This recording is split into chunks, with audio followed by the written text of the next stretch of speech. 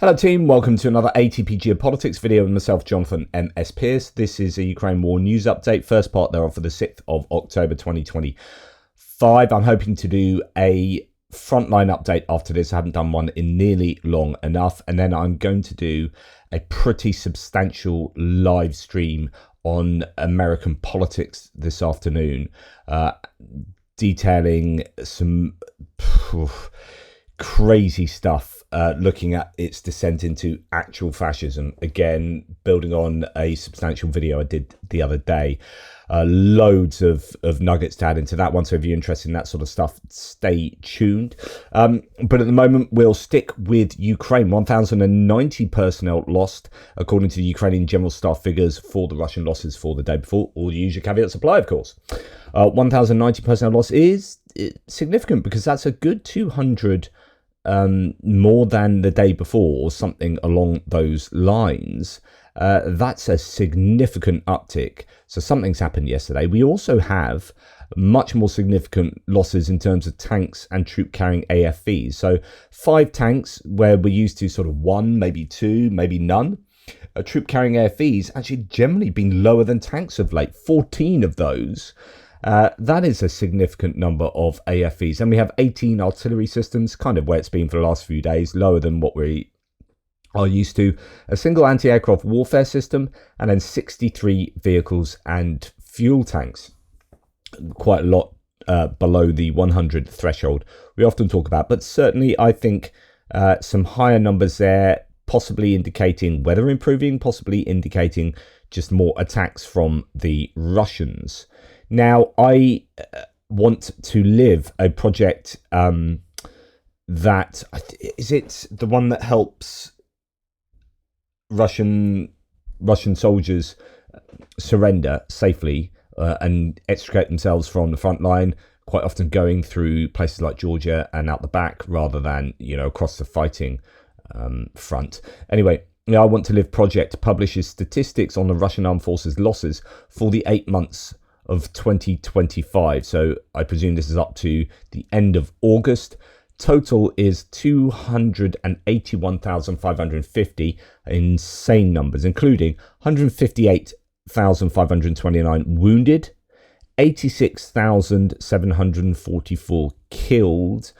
So that's an interesting ratio of pretty much not even 2 to 1. Wounded to killed, which suggests, a lot more Russians die than end up being wounded where they should normally be wounded. When the ratio closes like that, it means that they don't do a good enough job of keeping people wounded, and they turn from wounded to dead too easily. 33,966 missing. That could be as a result partly of the I Want to Live project. They could have run away from the battlefield, got out through, say, Georgia, as mentioned, and whatnot. But it's largely going to be dead people left on battlefields that are not, the bodies are not collected. The Russian commanders they're not incentivized to collect bodies because A, it's actually quite dangerous. So if someone has fallen on the front line, then you've got to send a couple of people at least to go and get that body, bring it back, and then they become vulnerable because they're not fighting, they're just picking up a body. So it is difficult to pick up dead bodies, particularly in contact lines. But then once you've gone past that zero line, I believe that the Russians are just not too bothered about picking up dead bodies, because then they have to give compensation, and they also have to let their superiors know that those people that are under their command are dead, and that looks bad on your record. So there are a substantial number of people here listed as missing, and then a fair few captured as well. 2,311 captured since the beginning of the war. The average monthly casualty rate, remember, casualties are all of the above really, so POWs, killed and wounded, deserted as well. So I guess missing are going to be one of all of those, really. 35,193. So that would require the Russians to be recruiting over 1,000 people a day. And that is where we have been focusing our attention over the last few weeks or so. trying to work out whether they are indeed recruiting that. There are these two completely different accounts of what's going on. Some saying they are recruiting loads and are stockpiling, others saying no, they're really, really bloody struggling. And actually, they recruited that number. It was 35,900, was it?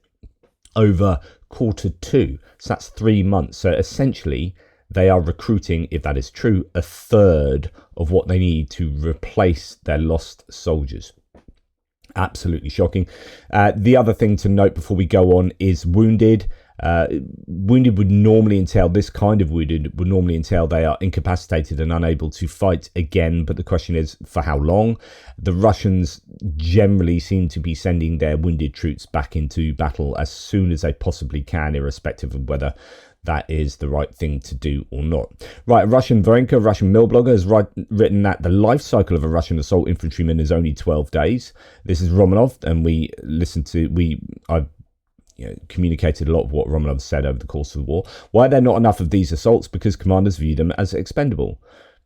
They'll get new ones, but the general staff demands promotions, bonuses for promotions, and they still have to earn their advances. Average life cycle of an assault, 12 days. I presume that means assault soldiers, and I presume it means assault soldiers at the top. So why are there not enough of these assault soldiers?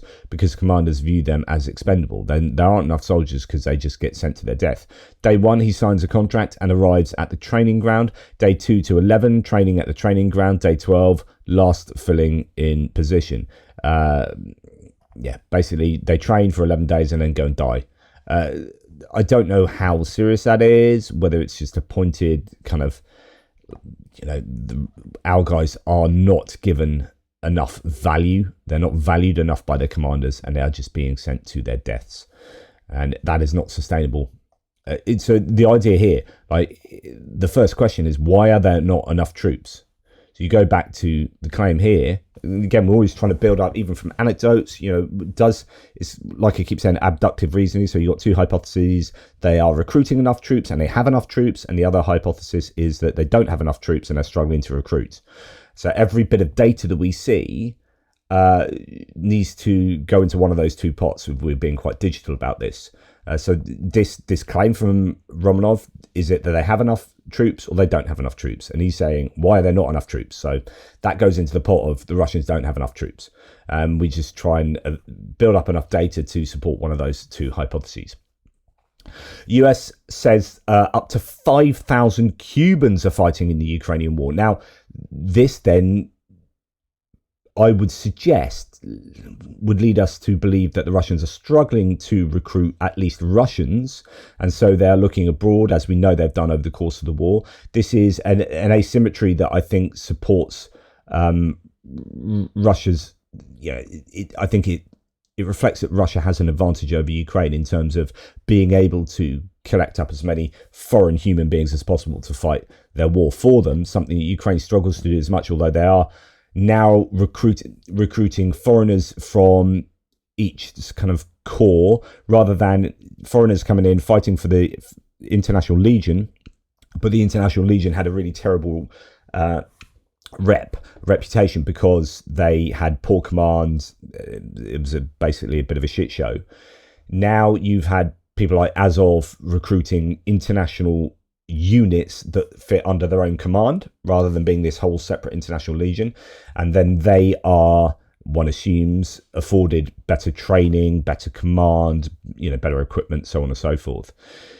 But I don't know where it compares to how many the Russians are recruiting. The US saying that up to 5,000 Cubans are fighting, and that is a pretty substantial number of troops. According to the US estimates, between 1,000 and 5,000 Cubans are fighting for the Russian forces. Washington has urged its allies to avoid cooperation with Havana at UN meetings, citing its ties to the Kremlin.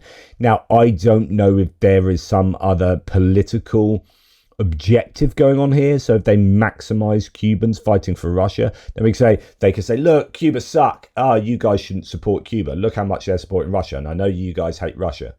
So is this basically a stick to hit Cuba with? And as such, are they overinflating the number of Cubans fighting for the Russians? Or is this generally what's going on? I mean, that's my very cynical approach to that, but I honestly don't know. Intel Schizo reports, moving off from personnel, we're now going to look at artillery firing rates. This is based on a French thread by Clément Mollin, who usually does sort of mapping, but with his mapping, he counts like strikes. He looks at artillery strikes, basically, and airstrikes, and has a sense of what each side is doing in terms of both of those. Intel Schizo has looked at the data and said, what's crazy with this is that artillery expenditure rate. So assuming that all the data is correct here, loads of pinches of salt, of course. 488,990, that comes out to an average of 5,356 artillery shells a day. Now, if this is true, then, and the claim is here that the Russians are firing 5,356 artillery shells a day. They were firing 60,000 at the beginning of the war a day, 60,000 a day. That shows how the war has changed. And I mean, it might have something to do with the prevalence of drones being cheaper, and you use drones to strike out targets more precisely rather than artillery, especially since the drones are cheaper than the artillery shells. I predicted this would happen quite a while ago. I'll attach my older post below this one, but that means Ukraine and Russia are virtually now on a 1-for-1 artillery expenditure rate. How the mighty have fallen from 60,000 artillery shells a day, and like I stated, even 10,000 shells a day last year was unsustainable. So even when they were firing 10,000, it wasn't enough. Like I stated back in 2023, the Russians would have to reduce artillery expenditure to less than 5,500 artillery shells a day in order to not have any deficits compared to their production. Like I also stated back in 2023, the Russians would have to get a massive influx of artillery shells from somewhere else like North Korea, which they did, of course. Looking at these metrics now in 2025, it's clear that even the North Korean influx has been completely blown through, and they are still running a deficit of artillery shells, which means that in 2 years they will not have significantly expanded production rates of artillery shells. It means that in 2 years they haven't significantly expanded production rates of shells. So they have had a couple of years to ramp up production in Russia, and they clearly haven't done that, as according to this data. They've used up all the North Korean shells, and they're firing at a rate comparable to the Ukrainians, a kind of 1-to-1 rate, which is absolutely incredible. But there might be other variables that need to be considered, such as drones and who flies the most drones. But again, that has up to now been a case more recently that the Ukrainians have had that drone advantage. But I don't know if that's still definitely the case. There are some diverging theories. Soldiers of the Ronin BBS of the 65th Motorized Rifle Brigade significantly hunted in the Zaporizhia direction. Here they destroyed a BM-21 Grad, a Buk M2 surface-to-air missile system, and more. So you can go check that out in a 2-minute video there. That could be the Buk or the air defense system we see in the list on the Ukrainian General Staff list that we've just gone through. There was one air defense system. It could be that Buk that is evidenced in this video, and you have other bits of kit here being hunted down and destroyed by the Ukrainians. Sadly, though, the Russians are using their fiber optic drones inside civilian cities. We know that this has happened an awful lot in, for example, Kherson. This has now happened in Kramatorsk. A fiber optic drone just blew up a civilian car there, as you can see from the detritus on the road and the wreckage of the car. Actually, then the Russians released the video of them doing this. I presume it's the same one. Video of that Russian fiber optic cable FPV strike on an SUV in Kramatorsk. So, this is just a war crime. This is a war crime. You have an SUV there. I presume it's a war crime. Of course, that could well be. Oh, that's a military-looking vehicle, that SUV. To be fair, that is that vehicle by the looks of it. So, but the worry here is you've got a fiber optic drone operating in Kramatorsk, which is a fair enough distance behind the front line. Like, it's a real worry if right in the middle of this city you are having Russian enemy drones flying around. That's an absolute disaster for the Ukrainians, and they will need to sort that out. Those cities are getting absolutely pummeled, of course. Anyway, now we see here a video of a Russian airstrike with a Fab 3000 UMPK. This is one heck of a bomb. 3,000 kilograms. Supposedly guided aerial bomb hits a road bridge located in the Tversky Donetsk River near the Ukrainian town of Ryhorodok, in Donetsk Oblast. The bridge has been already severely damaged. It had been, and out of service from 2022, but now the Russians decided to finish it off. So that's the end of that bridge. Goodness me, that is one heck of a bomb. And then we saw this is Russia on fire, but this is very significant, arguably. This happened yesterday daytime, wasn't it? Yeah, 5th of October. Reports say a fire broke out in the Technopolis, Moscow, a special economic zone where several tech and drone-related firms operate. Russian media report roof and facility damage, and authorities say an investigation is underway. The cause has not been independently confirmed. So I don't think it's been hit by a drone or anything, but that smells like sabotage to me, and that is one heck of a significant fire going off in a pretty sensitive place where, if the claims are correct, they are helping they're helping the Russian drone industry there. So that's a potentially really big problem for the Russians. Okay, now we're going on to distant strikes from last night, and we have our usual kind of stats and videos to look at. Okay, so there's quite a lot of stuff to go through. We'll start with the numbers for the Russian attacks into Ukraine. Tim White says, I'll start with the numbers, as Ukraine launched themselves more than twice as many drones as Russia overnight, according to official defense figures. Moscow says it downed 251 Ukrainian drones, while Kiev reports 116 Russian long-range drones fired by the Kremlin forces, of which 83 were stopped. That's a 72% success rate, which is poor. So the first thing to note is that it looks like the Ukrainians had a much better night than the Russians last night.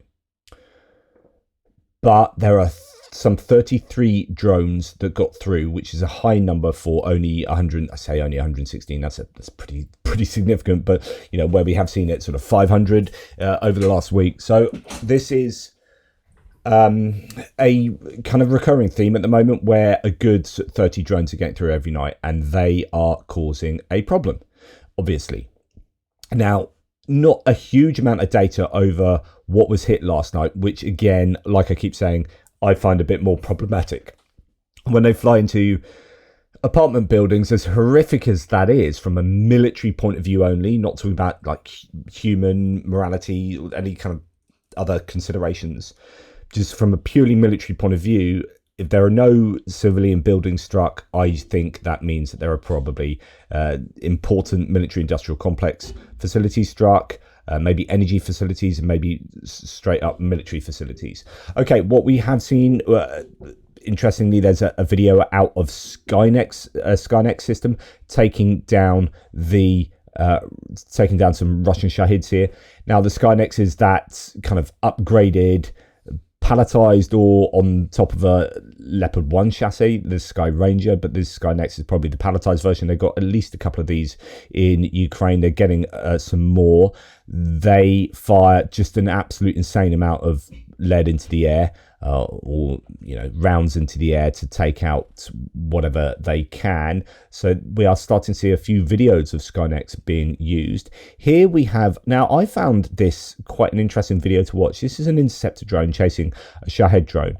And it's interesting because I talked previously about if a Shahed drone sort of banked to the left or banked to the right because it had a rear-facing camera that knew there was another drone coming, then actually it would be easy to follow. But I think it's evidently quite difficult to follow these Shaheds. This Shahed probably has electronic warfare jamming, which is what I assume is causing the feed to drop consistently.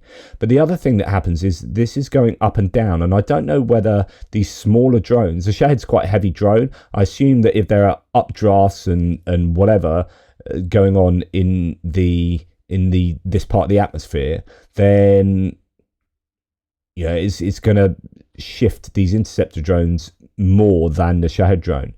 So the Shahed drone arguably should be quite easy to hit because it's big and it doesn't really flap around like the interceptor is. But then the interceptor itself is flapping around and losing its feed every so often. And then if that Shahed was to learn that it had an interceptor drone just behind it, it might then bank away, and it might be more difficult than you might think. But then you've probably got quite a long time to take this out before it finds its target. Anyway, I just thought that was an interesting video. And I think it shows that they probably have electronic warfare on board those Shaheds. Right. This is an AN-28, which is a plane that looks like that. And it has, look at these, some 70 targets painted on the side here. So they are not just using Yak planes, Yak 51s, are they? Or those older single prop planes to shoot down these drones. They're actually using a range of different planes and helicopters and whatnot. This is AN-21, a civilian aircraft modified for the role of a Shahed hunter. On board the aircraft, there are notes about interception of 59 drones. As it is said, at this time, the crew has already shot down 70 targets. So I don't know what the difference between 59 and 70 there is. What is possibly interesting is it appears that they've shot down one of their own Luti drones there, as someone else has commented. It could well be that was a Luti drone that had gone off course and they had to shoot it down because it lost signal and was going to go and then land in Ukraine somewhere. But as you can see here, a number of different drones. I presume, you got your Shaheds there. But then you've got other drones that look like Shaheds, but they aren't. I think they're, Zala drones or something like that. And I don't know, a few others. So they are using as many different methods as they can to take down these drones. Skynets, Yaks, AN-28s, helicopters, and then man-pads. I saw a video of a man-pad, man-portable air defense system, being used on someone's shoulders to shoot down a drone yesterday, which we saw a lot more of earlier on in the war. Ukrainian Air Force says Russia's modified ballistic missiles are increasingly hard to intercept as US-made Patriot systems struggle to track them. This is a claim from Euromaidan Press. I talked about this yesterday. Ukraine needs multiple Patriots per city to cover multi-directional attacks, but only has 7 batteries in total. There are claims that they have adapted the Iskanders to be able to change course in their terminal phase, and that makes them more difficult to shoot down by Patriots. Air Force spokesman Yuri Ignat responded to reports that Russia has upgraded Iskander and Kinjal missiles to evade Patriot systems. He confirmed that their quasi-ballistic trajectories make interception harder as the missiles maneuver near targets, complicating interception trajectory. Although John Ridge, a missile expert I was reading yesterday, said there are more variables than that, and it's not just the fact that they move a little bit, and they've always been able to do that. He was saying, I'm no expert, but John Ridge was saying, look, they've always been able to program their movement in the terminal phase. So I think there's more variables going on here. But anyway, it appears that it is more difficult to shoot these down. Right, now on to actually what was hit in Ukraine. And I reported in a breaking news update last night that there was a game of, I don't want to belittle this, but energy power plant ping pong, essentially. So the Russians have been taking out power plants, and now the Ukrainians, I think, are deciding, right, the gloves are off. We've got to this point where you've been hitting our power facilities. We haven't hit your power facilities. We have hit predominantly hydrocarbon infrastructure, which is like generating fuel, but it's not a power plant generating energy for population. They've shied away from that because there are legal kind of Geneva Convention issues to do with that. But Anders Puck Nielsen just did a really good video on this saying, look, it gets to a point where almost 4 years on and you've had your energy infrastructure absolutely shellacked for the last 4 years that you go, right, I don't care. We're going to do that to Russia.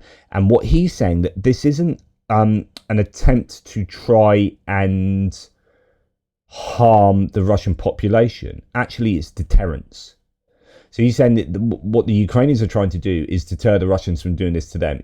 They're saying, look, and he was also talking about how possibly the Ukrainians have stockpiled a bunch of missiles. So if it's true that they are making 2, and now I've seen the claim we've got later that they're making 3 a day of flamingos, right, and they're not using them, okay, lots of caveats, and maybe they aren't, etc., pinch of salt.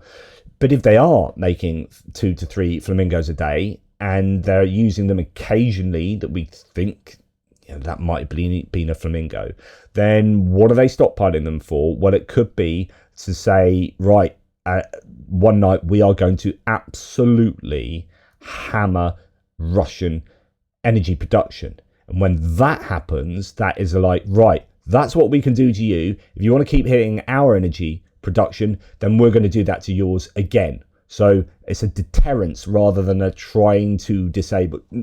They're not wanting to disable the energy production necessarily for civilian areas. It's a deterrent move. Now, Kharkiv last night, 12 explosions are heard in the city. This was at 11 o'clock local time, so it could well have had a lot more after that.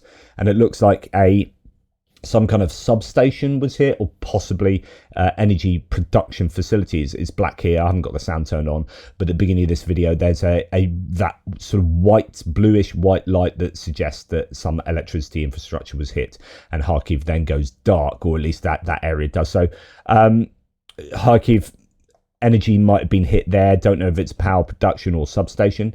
Chernihiv has been targeted right throughout yesterday and then last night as well. Chernihiv also came under attack virtually all day, said Tim White yesterday. The biggest fire was supposedly due to Russia hitting a gas station with a drone. I think this was maybe the one I reported yesterday morning, talking about whether it's a petrol station or some actual natural gas distribution or something, I don't know. Other infrastructure was also hit, but no photos have been allowed of the exact position. So that was yesterday, and then actually I do have more here. Zaporizhzhia has been attacked this morning. Details are still coming in, but an enterprise has been attacked. Several explosions were heard at once in the city. Initially, just one casualty reported. Chernihiv was hit during the night, with energy again the target, so you can add that energy to Kharkiv. Power supplies were further disrupted by hit in the Ichnia district.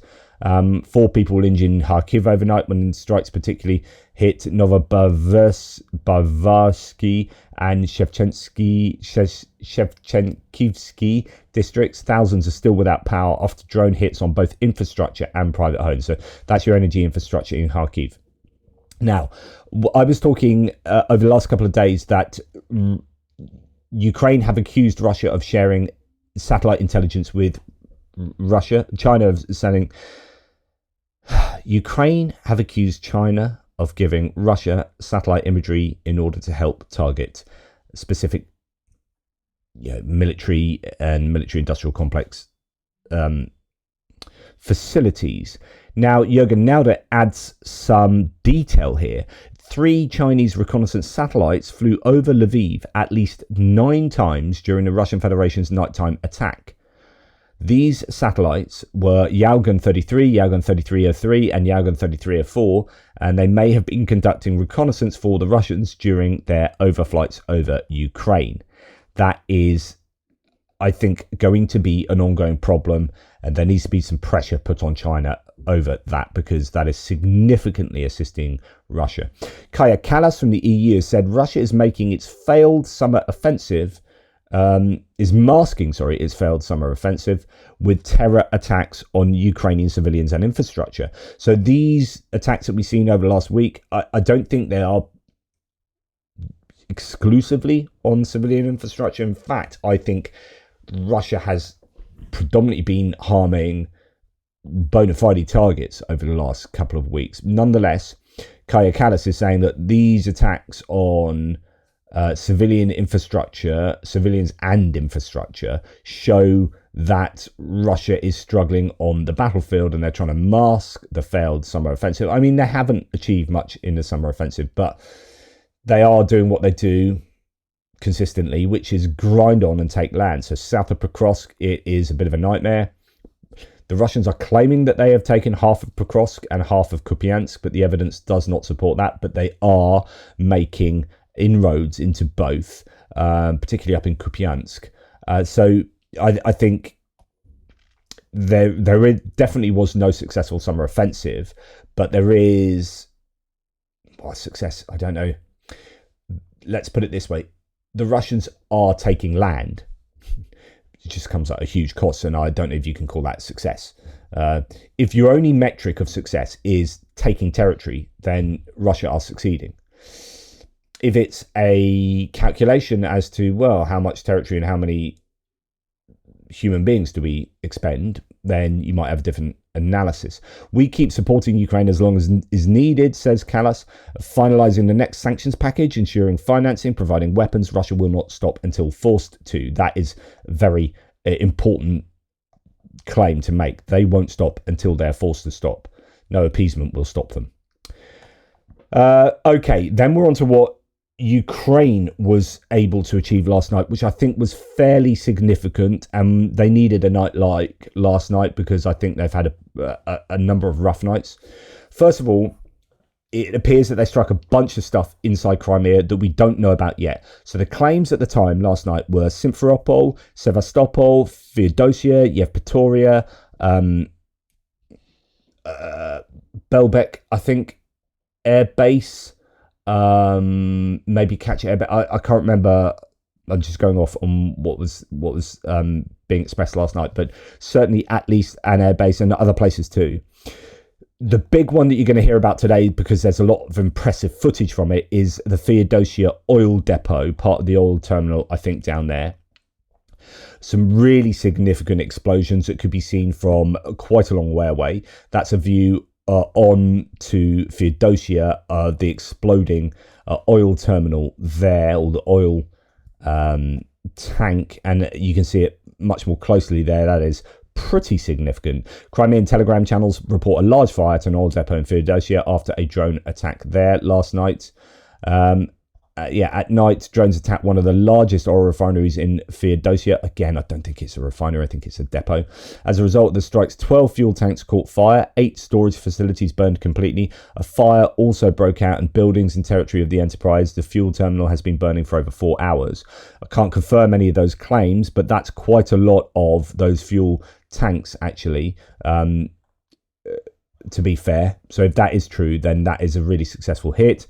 A Euromaidan Press reported this morning that drones attacked an oil terminal in occupied Feodosia, Crimea last night, sparking a massive fire visible from over 30 kilometers away. The facility has been attacked multiple times, with only 22 of the 34 original reservoirs remaining intact after previous strikes. So this is the idea. They've only got 12 of them left, and then the previous claim is that 12 tanks caught fire and 8 storage facilities burned out completely. So I don't know whether it's ones that were previously already burning out again, or all of these being the remaining ones.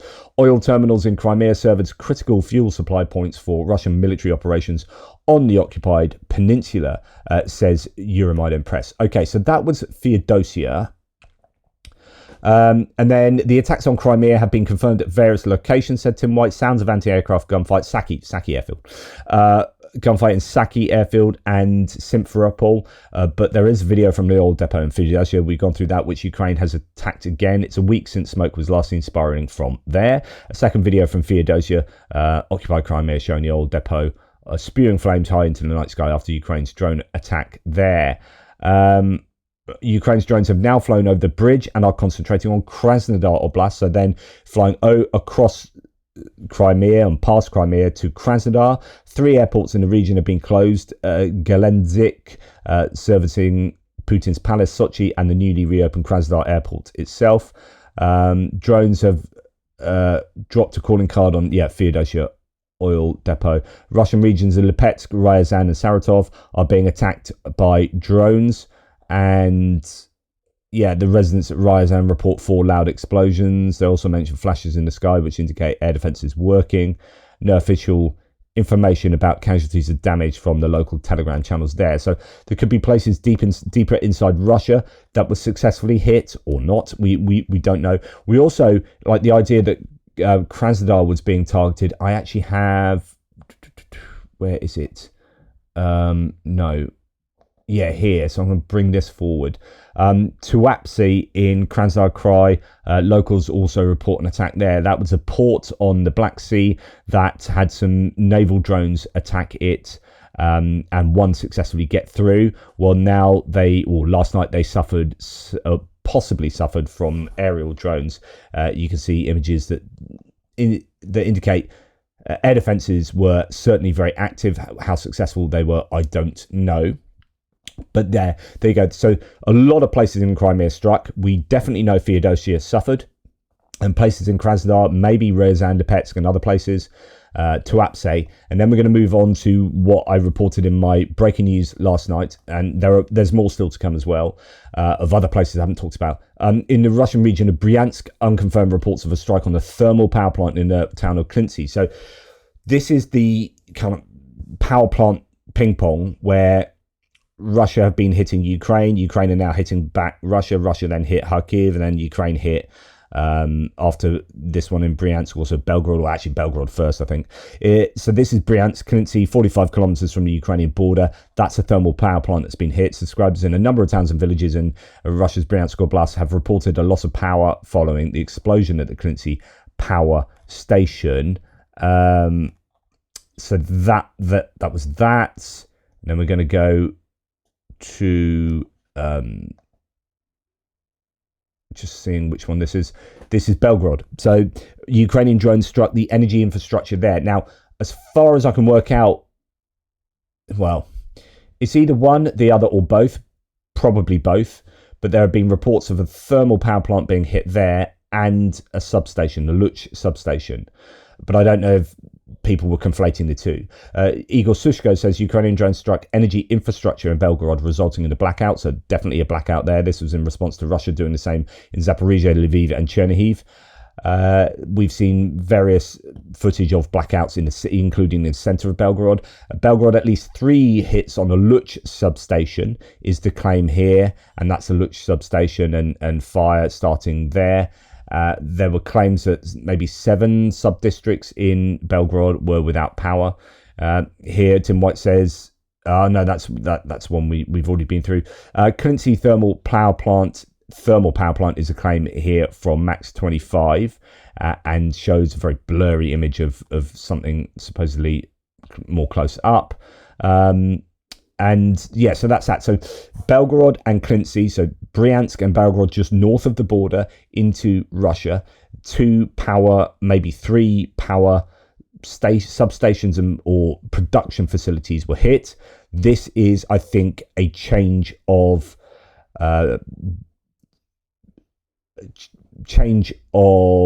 direction, I think, in terms of how Ukraine are conducting the war.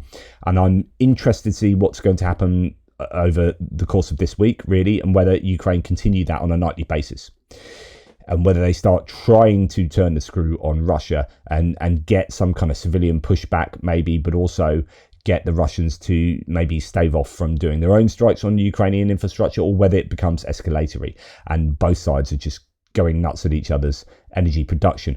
Now, there might also have been an oil refinery hit again last night. This is Kosovo, that was supposedly hit the night before, although some were claiming that actually it might be the flares. There was some firms data, and I think is Tatragami saying that we find no evidence of it being struck, so we think it's actually the flares from the chimneys going off. But actually they were really, the number of squares, if you like, the red squares on the firms data shows, I think, way more than just the flares going off. But anyway, last night, here's just a single claim. I haven't seen any other claims, so, massive pinch of salt. Again, explosion or bavovna at Kosovo oil refinery, according to local residents there. And then we have another strike inside Russia. Latest videos from Nizhny Novgorod, said Tim White last night, where the governor denies there was damage to an explosives plant where blasts were heard. Authorities say one person was injured in Dzerzhinsk due to falling drone debris, although the Sverdlov explosive plant is not mentioned. It's the 3rd time Ukrainian drones have attacked the Sverdlov explosive plant in Dzerzhinsk, and the first time in 6 months. Here we can see a drone being shot down, but soon after explosives shoot up the other way, possibly indicating ignition on the ground at the plant. And then you can see, there looks like secondary explosions. So it's probably likely that that was hit. Oh, what does Tim say below? Almost an admission from Russia about the blindingly obvious in Clincy, Bryansk region. That's the thermal power plant there. Videos I posted last night showed hits which have been geolocated, with Russia's fire service saying 3 man-made fires occurred. A disruption to heat and power supplies was recorded in the city of Clincy. Right, so it's at least some confirmation that that's right. Now, going back to Sverdlov, the plant near Dzerzhinsk in Nizhny Novgorod region, Russia experienced a strong explosion there, says Tendar. Fire coming from this chemical plant belonging to the Russian military complex can be seen in some footage, so shows that. I mean, it's not super clear, but that's quite a distance from Ukraine, that strike. We also hear that an ammunition depot in Pavlopil near Mariupol on the Azov Sea of Azov coast was reportedly hit by Ukrainian forces. This was yesterday daytime or evening time. Actually, to be honest, that in Ukraine time, that was 10:47, so it's nighttime. Was reportedly hit by Ukrainian forces moments ago last night, said no reports. Local sources report explosions and a large fire at the site, so that could be good news for the Ukrainians. And we also hear that as a result of a drone attack on the Uralchim plant in Berezhniki, a chemical water treatment plant was hit, according to Cyber Poroshno. Its purpose is to prepare, process and boil water of the required quantity for all plant production: ammonia, urea, nitrogen, nitrate products, cooling systems and steam boilers, 1,600 kilometers from the border. Unfortunately, the plant continues to operate, says Max 25, but they're obviously trying to take out a number of different facilities all over the shop. And that's pretty much that. We're going to go on to a comment from, I mean, there's undoubtedly a lot of other things that may well have been hit. We just don't know about them. Thank you very much, Ivan. Super kind. We just don't know about exactly what has been hit. I agree, says Rusty Heyman on my thread yesterday. I agree that Ukraine did the calculus and figured the downside is very low to striking energy production facilities. This also massively increases the number of targets that Russia has to defend. There are hundreds, if not thousands, of power plants that will further take away from the air defense of refineries and other military targets. Russia's former strength, its size, now becomes its weakness. I think it's a really interesting point there from Rusty. Thank you for your comment. Russian blogger Atomic Cherry argues that Ukrainian strikes on oil refineries will cause Moscow to perversely respond by forcing a reduction in consumption and the Russian economy itself, says Roy, this Canadian source here that I think is pretty useful.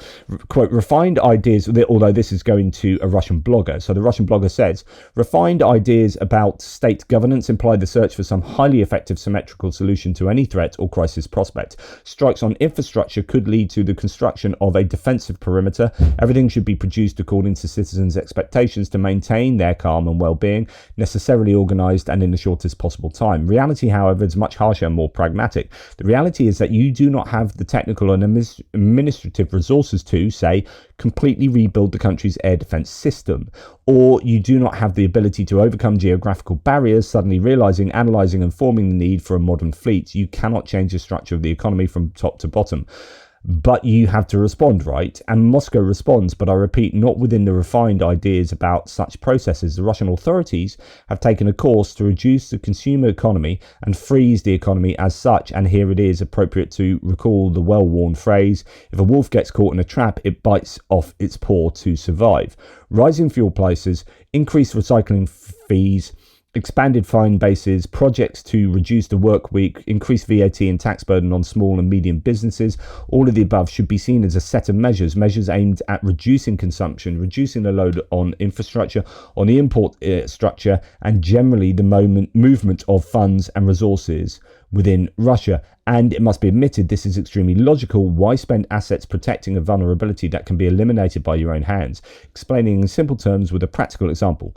Ukrainian strikes on objects such as refineries lose their military effectiveness because the Russian state minimizes the economic value of the refineries themselves, consistently implementing a reduction in demand for fuel, individual motor transport and population mobility as such. That is, there is no need to protect the refineries or compensate for the consequences of their loss by purchasing imported fuel. Consumption reduction effectively neutralizes all costs.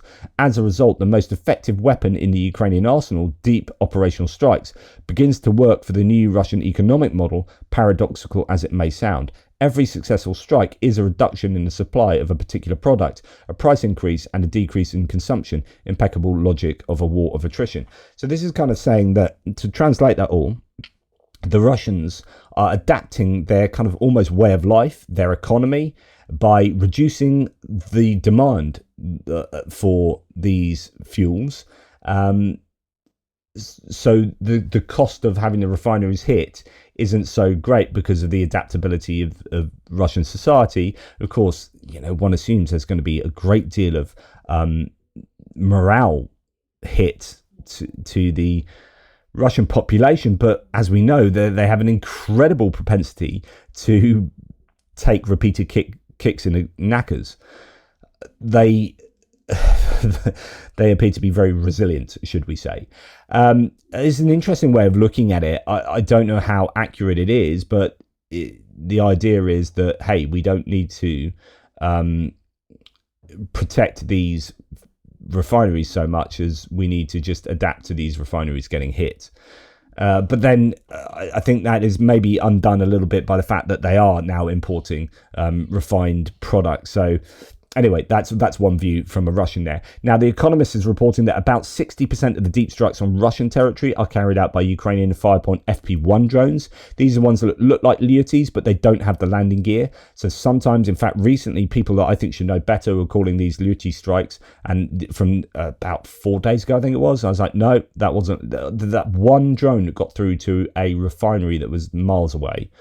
And I was like, no, that was an FP1 because it didn't have its landing gear anyway, which with a smaller payload can reach targets 1,500 kilometers from Russia and have a sophisticated software that has proved resistance to electronic warfare jamming. Olena Kryzhanivska, an expert on Ukrainian weapon systems, notes that the FP1s cost only about $55,000 each and are now being churned out at a rate of more than 100 a day. Ukraine is also using the heavier, more expensive Casualty drone, which has a range of 2,000 kilometers. There are also reports of the FP5 Flamingo cruise missiles that have begun to be used. They are much faster than the drones, flying just 50 meters above the ground with a range of over 3,000 kilometers and packing a huge punch thanks to a 1,150 kilogram warhead.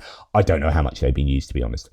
The FP5 Firepoint uses repurposed Soviet-era turbofan engines, and its carbon fiber fuselage takes 6 hours to produce. Currently, 2 or 3 FP5s are made a day, with production expected to rise to 7 later this month. Each costs around $500,000. By contrast, an American Tomahawk missile costs 4 times as much, has a shorter range and carries a lighter payload. At the same time, The Economist notes that it's probably more accurate and harder to shoot down. Just a small addition from me, says Tataragami. While this article is certainly inspiring, I have some doubts about the numbers cited. And I was going to say this myself. Over 100 drones daily would mean roughly 36,500 long-range drones produced per year. I hope I'm wrong, but it doesn't sound plausible at the moment. Yeah. If you're sending 100 a day, we're not seeing 100 a night being sent. Now, unless Ukraine are stockpiling for some mother of all attacks on Russia, which is possible, and I think maybe they're saving their FP5 Flamingos for that, kind of like Anders Puck Nielsen was intimating. I think those numbers aren't quite correct. But I think they probably might have been correct, but I have a sneaky feeling that production facilities have been hit by the Russians. Zelensky said, "We have successfully used our Neptune cruise missiles more than once. There will be a time when we will be able to start regularly using our own ballistic missiles. Ballistics is one of the guarantees of security," said Zelensky. There will be a time. I think they were planning on that already. So I honestly think missile facilities have been hit successfully.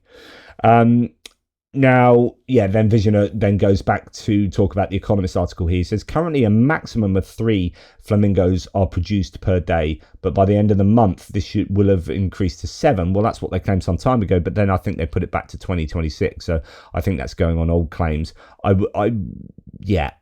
Just as ever, believe these claims when you see them.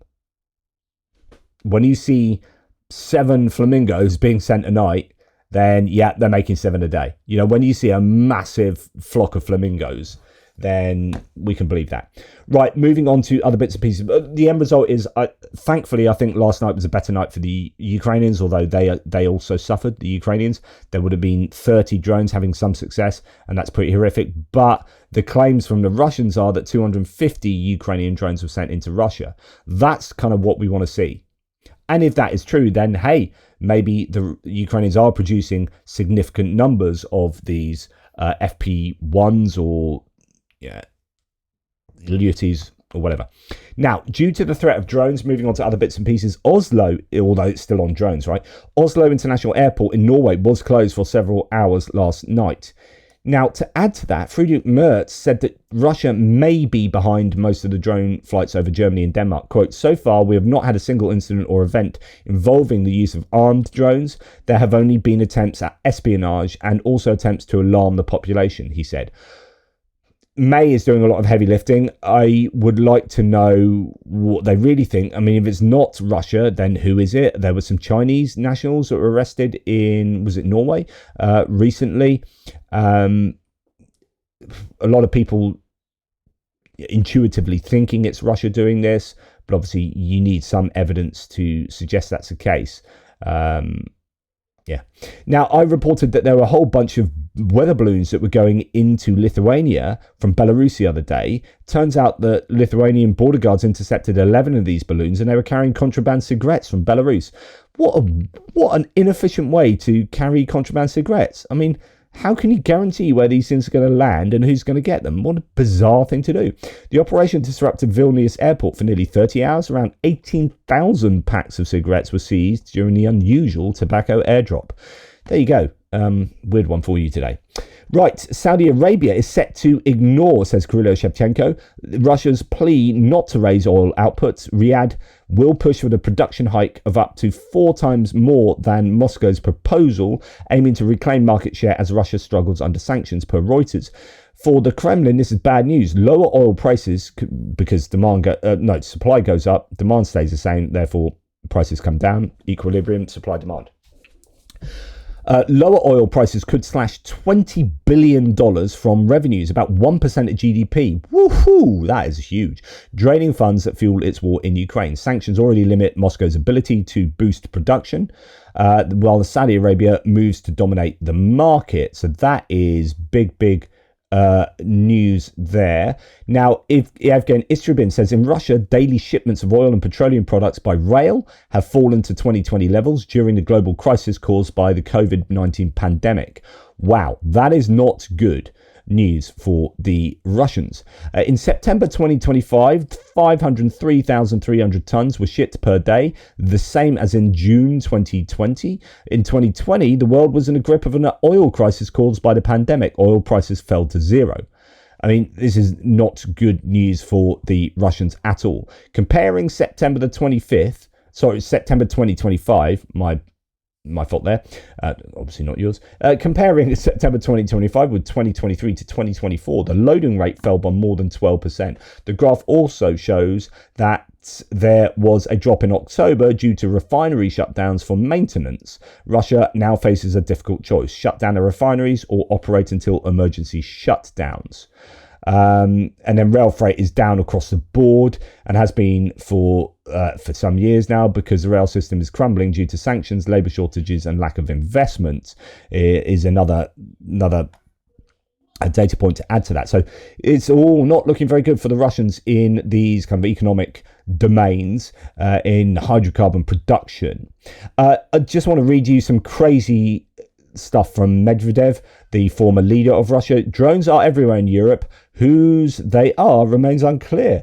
He says very cryptically about these drones that are being sighted over Scandinavia and the Baltics and wherever.